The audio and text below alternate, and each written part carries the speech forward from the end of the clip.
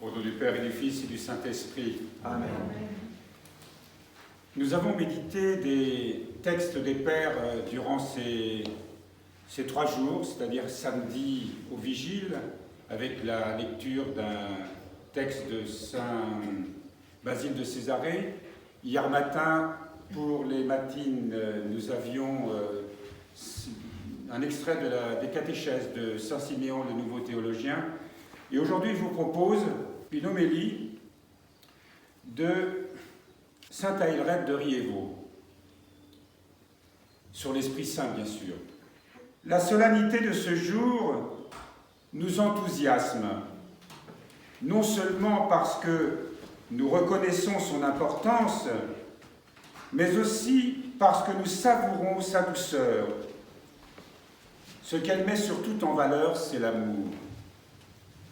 Or, il n'y a pas dans le langage des hommes une parole plus douce à entendre, un sentiment plus délicieux à cultiver.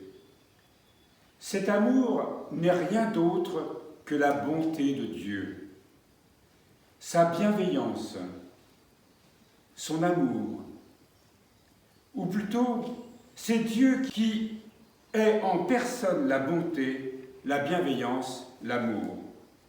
Et cette bonté de Dieu s'identifie à son esprit, lequel est lui-même Dieu. Et selon le dessein de Dieu, au commencement, l'Esprit de Dieu a rempli l'univers, déployant sa vigueur d'un bout du monde à l'autre et gouvernant toutes choses avec douceur. C'est un extrait tiré du livre de la sagesse au 8e chapitre. Mais en ce qui concerne son œuvre de sanctification, c'est à partir du jour de la Pentecôte et par la suite que l'Esprit du Seigneur a rempli l'univers. Car c'est aujourd'hui que cet esprit de douceur est envoyé par le Père et le Fils pour sanctifier toute créature selon un plan nouveau, une manière nouvelle, une manifestation nouvelle de sa puissance et de sa vertu. Certes, auparavant, l'Esprit n'avait pas été donné parce que Jésus n'avait pas été glorifié, nous dit saint Jean au 7e chapitre. Mais aujourd'hui, venant du séjour céleste, l'Esprit s'est donné aux âmes des mortels, avec toute sa richesse, toute sa fécondité. Ainsi, cette rosée divine s'étendrait sur toute l'étendue de la terre, dans la diversité de ses dons spirituels. Et il est juste que la plénitude de ces richesses ait ruisselé pour nous du haut du ciel, puisque peu de jours auparavant, par la générosité de notre terre, le ciel avait reçu ce fruit d'une merveilleuse douceur. Car notre terre a-t-elle jamais produit rien de plus doux, de plus agréable, de plus délicieux, de plus sain? Oui, la vérité a germé de la terre, nous dit le psaume 84. J'arrête là la lecture de cette homélie.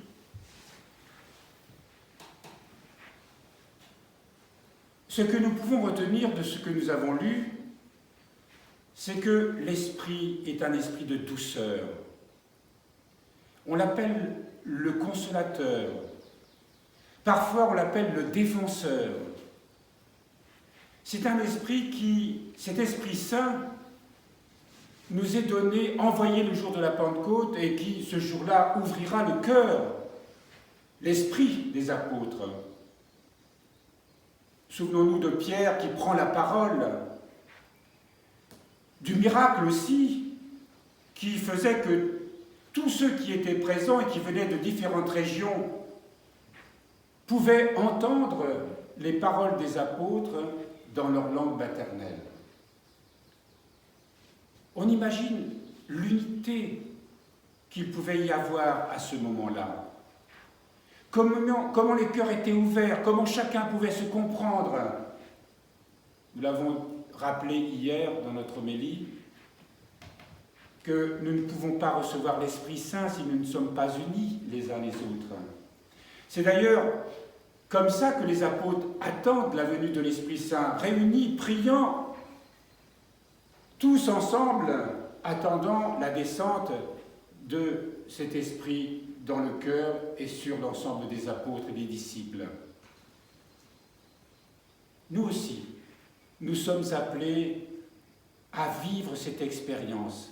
Nous savons bien que la difficulté, c'est de vivre avec les autres, de comprendre les autres. Et la plupart de nos difficultés, de nos souffrances, de nos divisions, viennent justement parce que nous n'avons pas l'Esprit Saint en nous. Nous rappelons souvent cette parole de saint Séraphin de Sarov. Le but de la vie chrétienne, c'est l'acquisition du Saint-Esprit. Recevoir l'Esprit, cela signifie que nous apprenons peu à peu à nous tourner, à nous laisser guider par lui, à nous ouvrir à la grâce divine, à quitter le monde des passions, le monde dans lequel nous sommes enfermés le plus souvent et qui nous laisse dans le trouble. Dans l'Esprit Saint, nous retrouvons la paix, nous connaissons la joie. Et même lorsque nous traversons des épreuves, nous découvrons combien cette épreuve a un sens, parce que l'Esprit nous instruit. C'est l'Esprit Saint qui nous donne un sens à toute chose et nous permet de comprendre que lorsque Dieu permet les épreuves que nous traversons, il les permet pour un plus grand bien. Mais si nous n'avons pas cet éclairage de l'Esprit Saint, si on ne s'ouvre pas à sa grâce, alors tout ce que nous vivons nous paraît terrible. Les souffrances deviennent insurmontables, inacceptables. Nous savons bien que la souffrance est quelque chose d'extrêmement difficile à gérer et que pour beaucoup, elle est, pour ceux qui ont connu de grandes souffrances, des moments extrêmement tragiques parfois, qui conduisent à la désespérance. Nous savons que nous avons à nous aider, à nous protéger les uns les autres. Quand on parle de la souffrance, de la maladie, des difficultés, des épreuves, nous devons assistance à nos frères, faire tout ce qu'on peut pour soulager leur souffrance, tout ce qu'on peut faire pour les aider à cheminer, à se relever. Mais l'Esprit Saint, lui, permet à chacun d'entre nous de découvrir pourquoi Dieu permet ce que nous avons tous à vivre. Non seulement il nous éclaire, mais il nous donne la force. Et nous apprenons peu à peu dans notre vie à comprendre ce que signifie d'être attentif au mouvement de l'Esprit en nous,